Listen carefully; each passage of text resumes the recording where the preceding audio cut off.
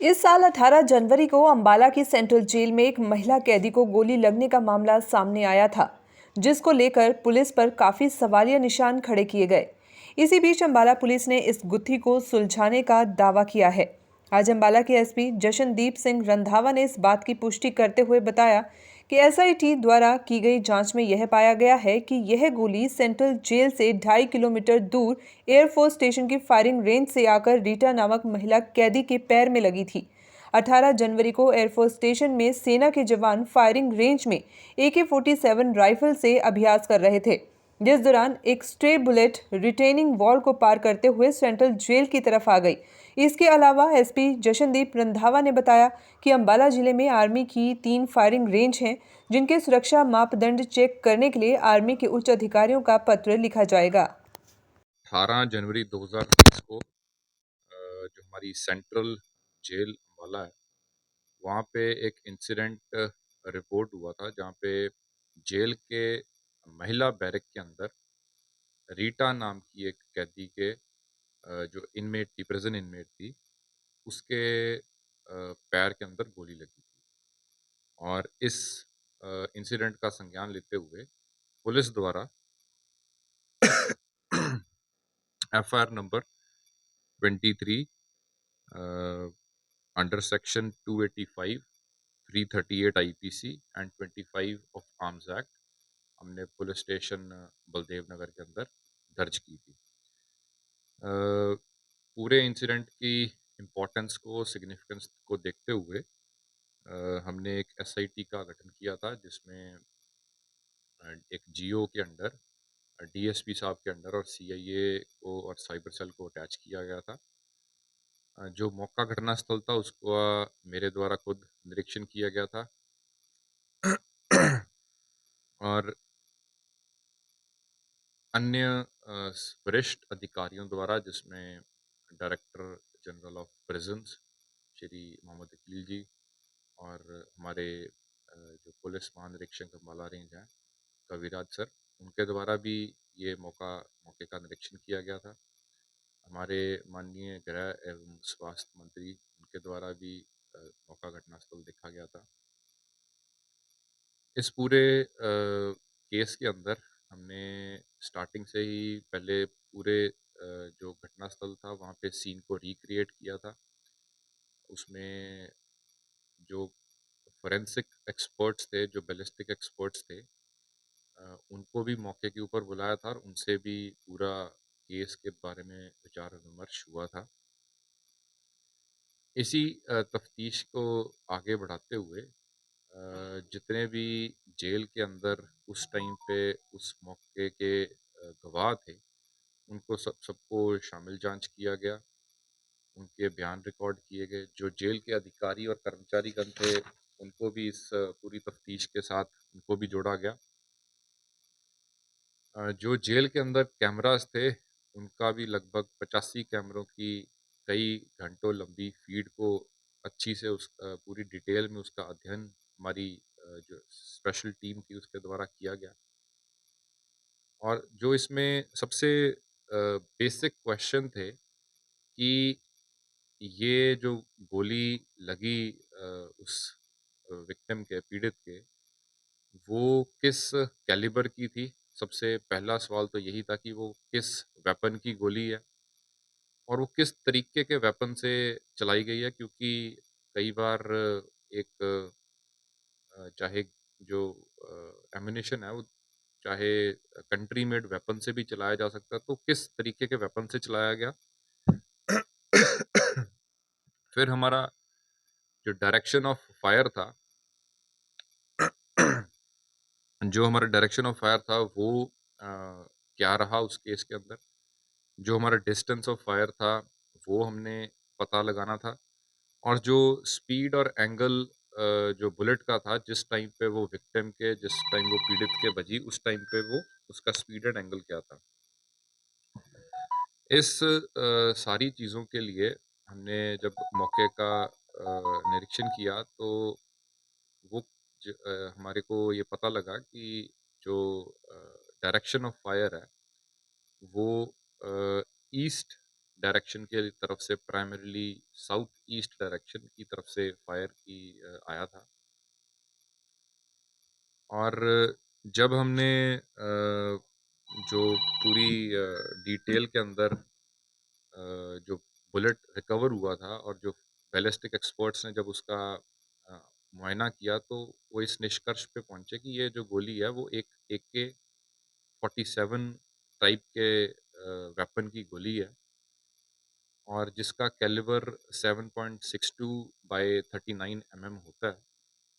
जिसका कार्ट्रिज का साइज, और उसके बुलेट का मास लगभग 8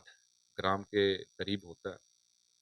उसके बाद इसमें पूरे में उसकी जो हमारी प्रोजेक्टाइल और की प्रोजेक्टाइल मोशन की जो ट्रैजेक्टरी होती है, उसके जो विशेषज्ञ हैं, चाहे उसमें फिजिक्स के कुछ विशेषज्ञ थे, उनसे भी हमने विचार विमर्श किया। और फाइनली हमारी फोरेंसिक की और बैलिस्टिक एक्सपर्ट्स की टीम इस नतीजे पे पहुंची कि जो डिस्टेंस ऑफ फायर है वो लगभग 2.5 किलोमीटर दूर है, और उसका जो डायरेक्शन है वो साउथ ईस्ट और प्राइमरीली ईस्ट कंपोनेंट ज़्यादा उस डायरेक्शन से वो फायर हुआ है। जब पूरा फिजिकली उस एरिया का हमने चेकिंग करवाई, तो वहाँ पे जिस सेक्टर के अंदर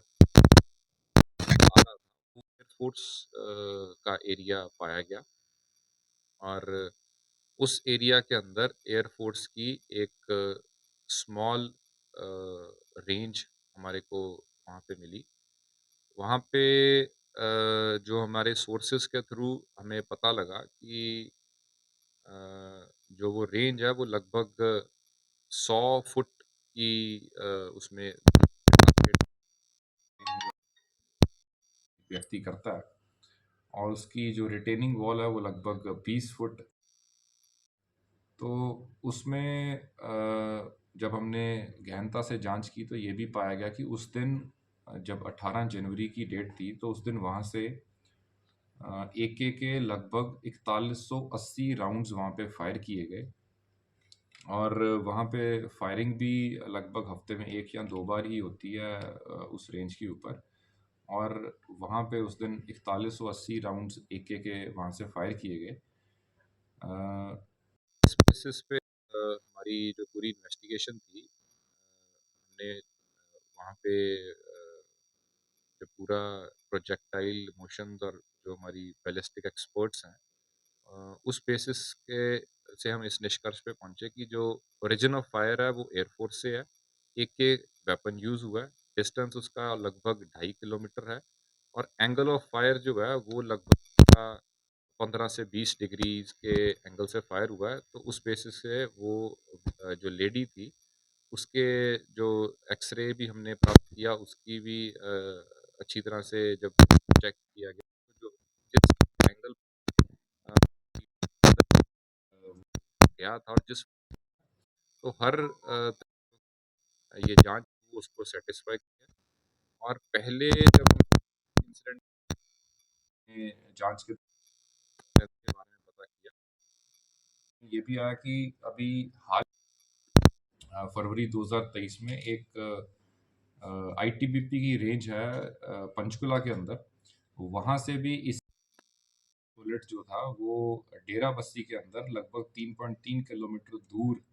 एक प्राइवेट प्रेमिसेस के अंदर लगा। और इसी तरीके से वहाँ पे ये पहली बार नहीं बल्कि पांचवा ऐसा इंसिडेंट था जब उस प्राइवेट बिल्डिंग के ऊपर वहाँ से फायरिंग रेंज से स्ट्रे बुलेट उनकी बिल्डिंग में लगा। और जब बिल्डिंग पुलिस द्वारा मुआयना किया गया, तो 13 अलग अलग बुलेट उनकी दीवारों से रिकवर भी हुई। इसी तरीके से 2005 में अम्बाला जिले के अंदर भी जो बबियाल फायरिंग रेंज है, वहाँ पे भी एक स्ट्रे बुलेट एक लेबर वाले व्यक्ति को लगा था। और 2021 की दिसंबर में तमिलनाडु के अंदर भी एक 11 साल के लड़के को भी स्ट्रे बुलेट लगभग 2 किलोमीटर दूर इसमें, क्योंकि ये एक फायरिंग रेंज से गया हुआ स्ट्रे बुलेट है, जिसके कारण से ये एक हमारे जो विक्टिम है उसको ये गोली लगी। उसका संज्ञान लेते हुए जितनी भी अंबाला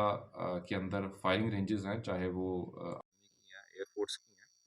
हम कंसर्न्ड उनसे हमने पत्राचार करेंगे कि रेंज के जो पैरामीटर्स हैं वो एक बारी उसका मुआयना करवाएं और उनको उनकी जो रिटेनिंग वॉल्स उनको मजबूत करें, ताकि इस टाइप के इंसिडेंट्स आने वाले टाइम में ना हो। और इसके साथ ही जो हमारे गृह एवं स्वास्थ्य मंत्री हैं, उनके द्वारा भी इसका संज्ञान लेते हुए पूरे हरियाणा के अंदर जो फायरिंग रेंजेस हैं उनका एक बारी सिक्योरिटी ऑडिट करवाने के लिए उन्होंने भी दिशा निर्देश दिए हैं। और जो क्योंकि ये इसमें कुछ डिफेंस इस्टेब्लिशमेंट्स की भी फायरिंग रेंजेस हैं, तो वो भी अपने लेवल के ऊपर डिफेंस मिनिस्टर से फॉलो अप करेंगे।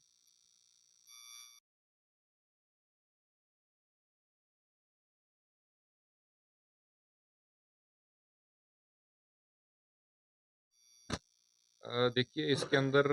जो प्राइमरीली हमने जो एफआईआर दर्ज की थी वो इस हिसाब से की थी कि नेग्लिजेंट फायर हुआ है। लेकिन जो जांच में पाया गया कि ये एक किसी ने नेग्लिजेंटली फायर तो नहीं किया, लेकिन एक इसमें इंस्टीट्यूशनली कुछ जो फ्लॉज हैं उसको ठीक कराने के लिए इन ड्यू कोर्स हम जो एयरफोर्स है उससे कोऑर्डिनेट करेंगे और उसको ठीक करवाएंगे। नहीं, इसमें मिसफायर की बात नहीं है। इसमें देखिए, जब भी कोई किसी भी पुलिस की या कोई आर्मी की या किसी भी फोर्सेस की कोई रेंज होती है, तो उसमें जहाँ पे आपका टारगेट होता है उसके पीछे एक प्रॉपर, चाहे वो सैंडबैग्स हों, मिट्टी हो, और उसके पीछे आरसीसी की एक रिटेनिंग वॉल लगाई जाती है, जो कि बुलेट अगर टारगेट से कुछ हद तक दाएँ-बाएँ हो, तो उसको रिटेन कर सके, वो उसको कहीं आगे ना जाने दे। लेकिन यहाँ पे देखने में ये आया कि जो फायरिंग रेंज है वो काफ़ी उसका साइज़ छोटा है, और उसकी रिटेनिंग वॉल उसके हिसाब से रिलेटिवली कम हाइट की है। तो उसको इजीली इम्प्रूव किया जा सकता है। उसकी रिटेनिंग वॉल को थोड़ा और ब्रॉड और थोड़ा और हाई किया जाएगा, तो ऐसी फ्यूचर में ऐसे इंसिडेंट से बचा जा सकता है।